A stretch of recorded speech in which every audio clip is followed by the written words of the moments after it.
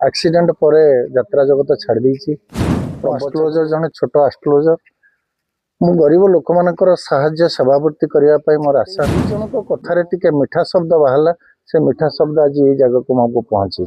कौन देवता पाखे पांचटी फल अर्पण कला कहते पंचामृत। गणेश नारायण रुद्र के भास्कर तथा भिन्न भिन्न न कर्तव्य पंचदेव नमस्तते। ये पंचु फल एवं पांचटी आंगुठी देवता मिश्रण रे ताको पंचामृत बोली कहा जाए एवं पांच जन को देले ताको प्रसाद मध्य कहा जाए। रूपाथालिया न्यूज को अनेक अनेक शुभेच्छा शुभकामना। अत्यंत सौभाग्यर कथा आम आज एभली जड़े बंधु सहित साक्षात करुचु जो बंधु एक भिन्न चिंता चेतनार मनीष जहाँकर अनन्य प्रतिभार अधिकारी बहु प्रतिभार अधिकारी सी साधारण मनीष ठू पाखरे बहुत भिन्नता रही से भली बंधु को पाखरे आम मुंड नई जाऊँगी। आम सहित दुई पद कथा हेलु। मोर जड़े बंधु शालगढ़ियार अजय बाबूकर समुदी सी दैवात आम सहित भेट है भाईकर एते अति सुंदर व्यवहार एवं तांकर जो कथार जो मधुरता अच्छी एवं कथार जो वैचित्रता अच्छी ताको आम बाध्य हलु सहित दुई पद कथा हेबापी। बंधु होउचंती श्रीजुक्त अभिराम पंडा घर हूँ रटिना। आ भाई आपण परिचय टिके। मुझे अभिराम पंडा मो बापा लेट रघुनाथ पंडा यात्रा जगत किसी दिन अभिनय करुली। एक्सीडेंट पर यात्रा जगत छाड़ देछि।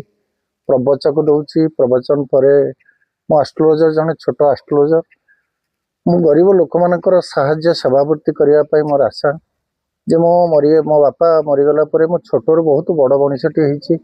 मो पिला दी जन को भल पाठ पढ़े मनीष कर झीटे व्यवहार कर जगन्नाथ मंदिर टे निर्माण करिछि तथा मो पाखक प्रत्येक दिन अल्प बहुत लोक आसंती मोर वचन शुणा किसी दुख कि किसी सुख एमती विचार करे से समाधान बाट सब मुझे देखाए यही बाट दे गले तुम किसी असुविधा हम ना।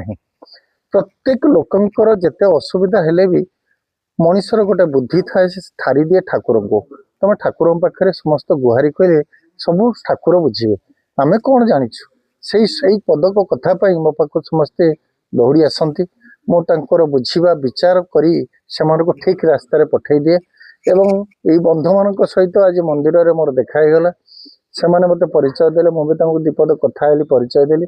ये दुई जन कथार टिके मीठा शब्द बाहला से मीठा शब्द आज ये जगह को मुझे पहुंची।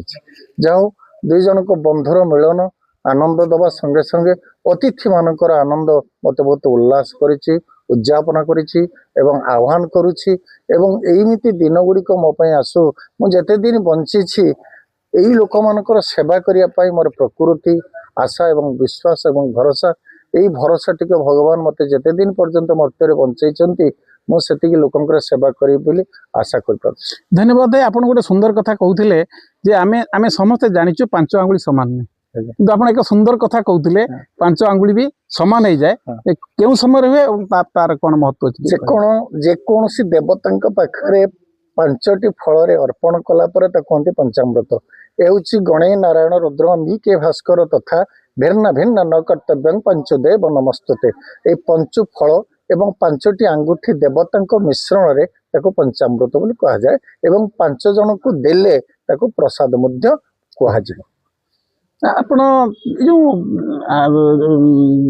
ज्योतिर्विद ज्योतिष शिक्षा करने कहीं मन पड़ा मोर जिते बापाटी मरीगले मो माटी टी अर्ध पागल हो गले से मत कहले बापा रे तोते तो बापा को मारिदेले तोते भी मारिदेवे तो गोटे गुणिया पाखर गोटे डेउरी आनिक बांध से मार पाठ पढ़ीनी तेणु सी ये कथा कहला माँ कहीं कथा कहला मो माँ मरीगला मुझे चिंता कली मुझे विषय गवेषणा करी जाऊ जगन्नाथ धाम को जाई से अनंत नागा गुरु पाखर किसी शिक्षा लाभ कली एवं पाखर शिक्षा लाभ करी ज्योतिष विद्या हाली एवं भूमि टेस्ट कली एवं घर निर्माण कली वास्तु पुरुष कथा विचार कली आज ये जगह पहुंची पार्टी आपण मानकर आशीर्वाद।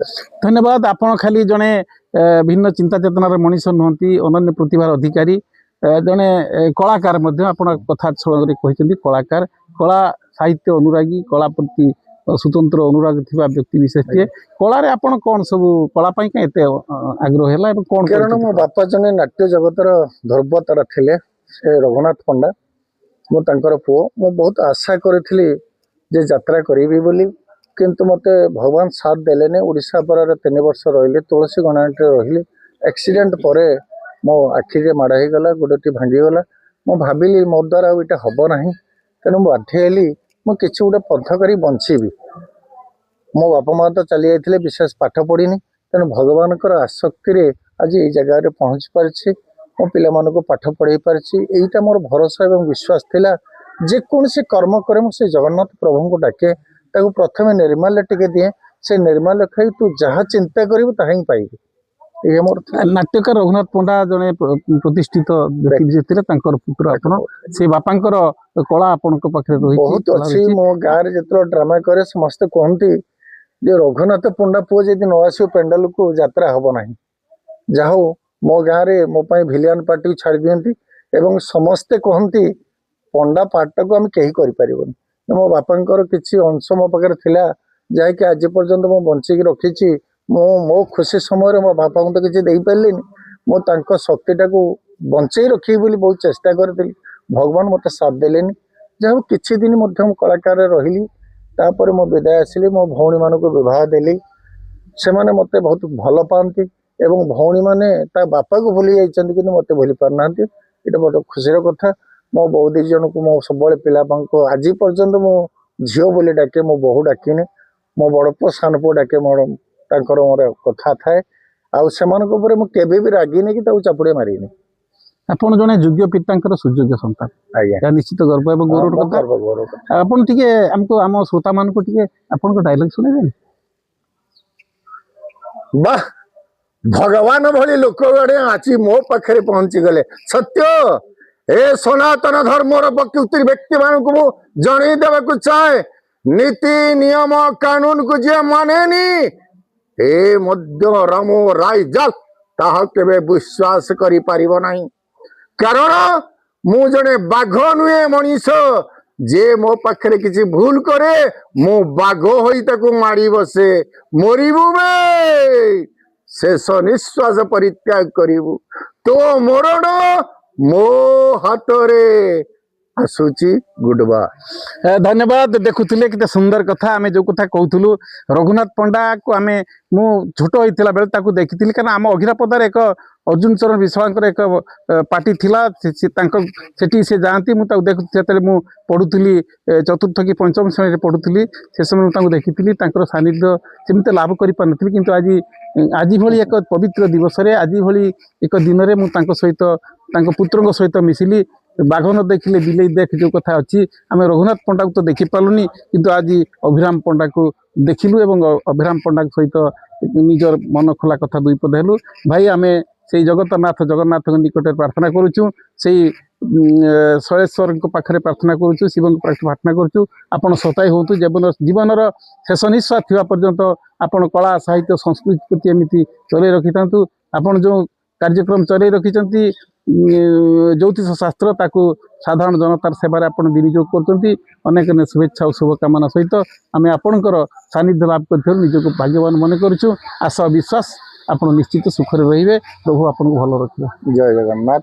ଆପଣଙ୍କୁ ସମସ୍ତଙ୍କୁ, ଏ ପରିବାରର ସମସ୍ତଙ୍କୁ ଭଗବାନ ମଙ୍ଗଳମୟ କରନ୍ତୁ ଏବଂ ଶୈଳେଶ୍ୱର ମନ୍ଦିର ପାଖରେ ଆମେ ଯେତେ ଜଣ ଷଣ୍ଢ ହେଇଛନ୍ତି, ସମସ୍ତଙ୍କୁ ଭଗବାନଙ୍କର ଇଚ୍ଛା ପୂର୍ଣ୍ଣ ହଉ, ଏଇ ମୋର ଏକାନ୍ତ ଆବଶ୍ୟକ, ଏକାନ୍ତ କାମ। ସେ ଜଗନ୍ନାଥ ପାଖରେ ମୁଁ ଯୋଡ଼ ହସ୍ତରେ ସବୁବେଳେ ନିବେଦନ କରେ, ମୋ ଗାଁରେ ସମସ୍ତେ କୁଶଳରେ ରୁହନ୍ତୁ। ମୁଁ ଏତିକି କହି ମୋ ଗନ୍ତବ୍ୟ ଶେଷ କରୁଛି। ଧନ୍ୟବାଦ ଭାଇ, ଅନେକ ଅନେକ ଶୁଭେଚ୍ଛା ଓ ଶୁଭକାମନା।